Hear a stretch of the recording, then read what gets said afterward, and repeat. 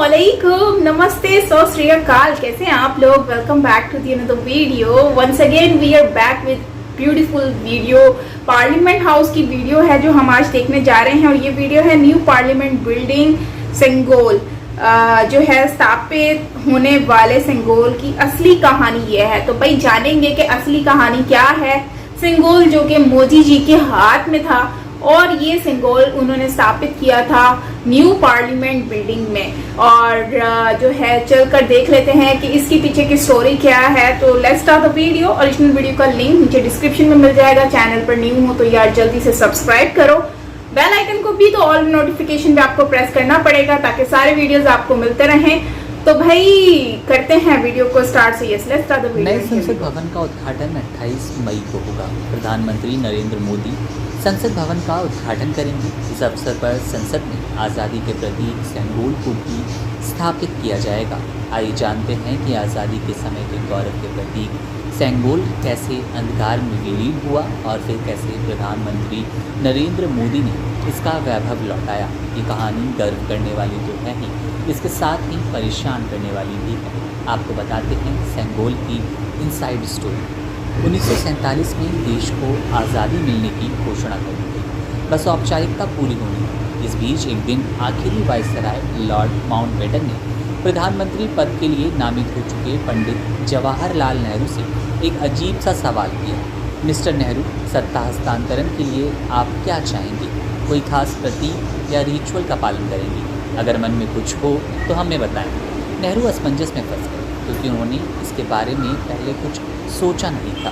फिर भी उन्होंने माउंटबेटन को कहा, मैं आपको बताता हूँ। इसी उधेड़ में नेहरू ने उस समय के वरिष्ठ नेताओं से इसे लेकर विचार विमर्श किया कि क्या करना चाहिए। तब नेहरू ने इसकी जिम्मेदारी सौंपी सी राजगोपालचारी को। राजा जी ने कई धार्मिक और ऐतिहासिक धरोहरों को देखा, पढ़ा और जाना। इसी बीच उनको चोल साम्राज्य के एक प्रतीक के बारे में जानकारी हुई। भारतीय स्वर्णिम इतिहास में चोल साम्राज्य का अपना ही नाम रहा। उस साम्राज्य में एक राजा से दूसरे राजा के हाथ में सत्ता जाती थी तो राजपुरोहित एक राजदंड देकर उनका संपादन करते थे। एक तमिल पांडुलिपि में वो प्रतीक चिन्ह यानी कि राजदंड का चित्रण उनको मिल गया। उसे लेकर वह नेहरू के पास गए। नेहरू ने राजेंद्र प्रसाद और अन्य नेताओं से विमर्श करके उस पर हामी भर दी। अब आपको बताते हैं ये सेंगोल बनाया किसने था। अब चुनौती थी उस राजदंड यानी कि सेंगोल को बनाने की। राजा जी ने तंजौर के धार्मिक मठ से संपर्क किया। उनके सुझाव पर चेन्नई के एक ज्वेलर्स को इस सेंगोल बनाने के लिए ऑर्डर दिया। 5 फुट का ये प्रतीक चांदी का बना, उस पर सोने की परत लगाई गई। इस प्रतीक चिन्ह के शीर्ष पर नंदी बने हुए थे जिसे न्याय के रूप में दर्शाया गया। जब सेंगोल तैयार हो गया तो उसे मठ के अधिनामों ने लॉर्ड माउंटबेटन को दिया। उसे माउंटबेटन ने पुरोहितों को लौटा दिया। फिर इस प्रतीक को गंगा जल से शुद्धिकरण किया गया और तब जाकर पंडित नेहरू ने इसे धारण किया।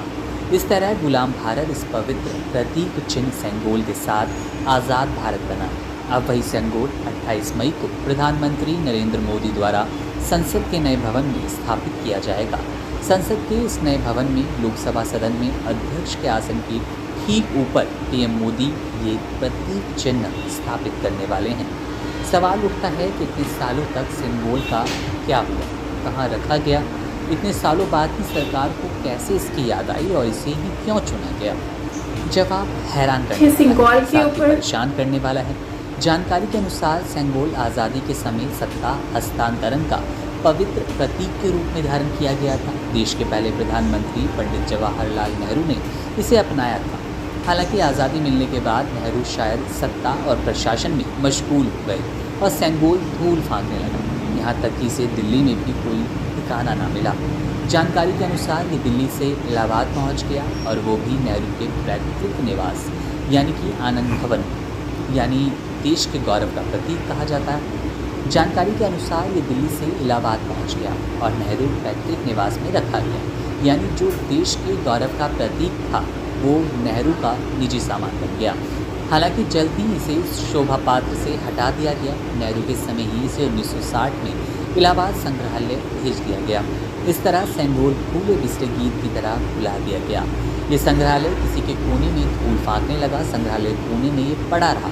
न किसी को याद रहा और न किसी ने याद दिलाई इस पवित्र प्रतीक के बारे में। यह आज भी किसी के संज्ञान में नहीं आता अगर संसद का नया भवन न बनता। जब संसद का नया भवन तैयार हो रहा था तो पीएम इसकी बारीकियों पर करीबी से नज़र बनाए हुए थे।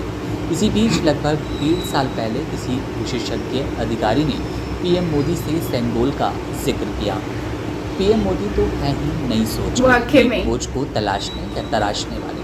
उन्होंने इसी खोज को उसकी जांच करने को कहा। तब शुरू हुई 14 अगस्त 1947 के सेंगोल को ढूंढने की कोशिश।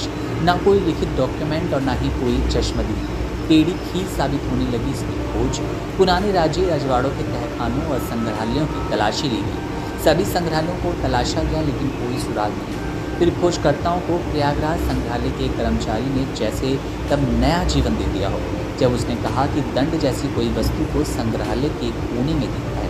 खोजकर्ता तुरंत वहां गए। बहुत ही दयनीय स्थिति में सेंगोल 3 महीने की बात है जब संग्रहालय में ढूंढा गया। सेंगोल मिलने की जानकारी पीएम मोदी को दी गई। उन्होंने इसकी पूरी तरह से जांच परख करने को कहा। 1947 से 1960 तक के तमिल अखबारों में इस प्रतीक के बारे में छपे आर्टिकल खंगाला गया। विदेशी अखबारों को भी खंगाला गया। 1975 में शंकराचार्य ने अपनी जीवनी लिखवाई। पुस्तक में इसका जिक्र किया। ढूंढते ढूंढते चेन्नई के उस ज्वेलर के पास भी पहुंचा गया जिसने 1947 में इसे बनाया था। शुक्र था कि 96 वर्षीय ज्वेलर सभी जीवित थे। उन्होंने प्रयागराज के संग्रहालय से लाई गई सेंगोल को दिखाया। ज्वेलर्स ने अपने हाथों से बनाई इस अद्वितीय कलाकृति को पहचान लिया और इस तरह से 1947 के पवित्र प्रतीक को नया जीवन मिला। दयनीय स्थिति के कारण उस सेंगोल को उसी ज्वेलर्स को ठीक करने के लिए दिया गया। जब 28 मई को पीएम नरेंद्र मोदी लोकसभा अध्यक्ष के आसन के ऊपर इसे स्थापित करेंगे तो गौरवशाली सेंगोल का पुराना वैभव भी दिखाई देगा। मालूम हो कि सेंगोल शब्द तमिल शब्द सेमई से लिखा गया है जिसका अर्थ है नीति परायणता। अच्छा, तो ये है सेंगोल की तो बहुत ही बड़ी हिस्ट्री है। इसके बारे में तो किसी को इतना खास पता भी नहीं होगा, लेकिन नो डाउट इसकी हिस्ट्री तो बहुत ही गहरी है और काफ़ी जो है ना मतलब सेंगोल जो है ये पहले से है। मतलब कि 1947 से मतलब कि ऑलमोस्ट है ये। और इसकी हिस्ट्री अगर हम देखें तो तब के हिसाब से अगर हम देखें तो ये सेंगोल बनाया गया था और जिन ज्वेलर्स ने बनाया था और उन्होंने भी इस चीज़ को पहचाना। मतलब कि ये सेंगोल में मैंने जो देखा है करीब से तो इसके ऊपर वो आई थिंक कि कोई काउ टाइप कुछ बेल टाइप कुछ बनी हुई है। तो ये कुछ उसके हिसाब से बनाया गया है, धर्म के हिसाब से, जो रिलीजियस बेस जो है ना उस लिहाज से बनाया गया है। तो इसकी यकीनन बहुत ज़्यादा मान्यता है। तभी नरेंद्र मोदी जी जो हैं उन्होंने इसको उठाकर इसके अंदर रखा है पार्लियामेंट हाउस के अंदर, जो कि एक बहुत बहुत बहुत बड़ी बात है कि एक चीज़ जो है वो इतनी पुरानी है और इससे पहले इतनी रिस्पेक्ट इसको नहीं दी गई और कभी कहीं लेकिन जो है अब जाके इसको वैल्यू दी गई है और नरेंद्र मोदी जी ने जो है इसको सही जगह पर लाकर स्थापना कर दी है इसकी। पर अब मैं ये सोच रही हूँ कि देखो अगर अभी कांग्रेस दोबारा से आ जाती है, सपोज दैट कि उनकी अगर गवर्नमेंट आ जाती है, क्योंकि बहुत सारे लोग ये भी कह रहे हैं कि हो सकता है कि अब कांग्रेस को दोबारा चांस मिल जाए क्योंकि बीजेपी को ऑलरेडी बहुत ज़्यादा चांस मिल चुका है। तो अगर कांग्रेस आ गई तो फिर इसको फिर से कहीं वो लोग इसको रिमूव ना कर दें और हटा ना दें। ये अब बड़ी मेरे ज़हन में बातें आ रही थी कि यार अगर कांग्रेस आ गई तो फिर वो फिर से करेगी, जाहिर सी बात है वो तो खुश नहीं होंगे इस चीज़ से। बट एनीवेज ओवरऑल अच्छा लगा कि मोदी जी की वजह से आज इस सेंगोल को एक रिस्पेक्ट मिली और इसके पीछे की जो हिस्ट्री है वो हमें जानने को मिली है। वरना मैं तो सोच रही थी यार मोदी जी ने ये हाथ में रखा हुआ है तो ये सिर्फ मुझे कैसे नॉर्मल सा लग रहा था, बट अब पता चला भाई ये तो गोल्ड का बना हुआ है और इसके पीछे तो बहुत बड़ी हिस्ट्री भी है और इसको जिस तरह से डिज़ाइन किया गया है वो एक बिल्कुल ही डिफरेंट और यूनिक, क्योंकि अभी हमने जो क्लोज वाले उसके पिक्चर्स देखे हैं ना तो वो बहुत ही डिफरेंट से लग रहे हैं। और मुझे लगता है ना कि अपनी आप हिस्ट्री को हमेशा अपने से जोड़ के रखो। आपकी जो हिस्टोरिकल चीज़ें होती हैं, कल्चर से रिलेटेड होते हैं, धर्म से रिलेटेड है, तो उसको आप हमेशा जोड़ के रखो। यही चीज़ होती है ना आगे जाके आपको आपकी पहचान बनती है। तो मुझे लगता है मोदी जी अपने इन चीज़ों से बहुत ज़्यादा जुड़े हुए हैं, जो कि मुझे बहुत ज़्यादा अट्रैक्ट करती हैं ये बातें मोदी जी की। तो गाइस, आप क्या कहेंगे इसके ऊपर कमेंट सेक्शन में अपनी राय ज़रूर दीजिएगा। बाकी मिलते हैं नेक्स्ट वीडियो के साथ।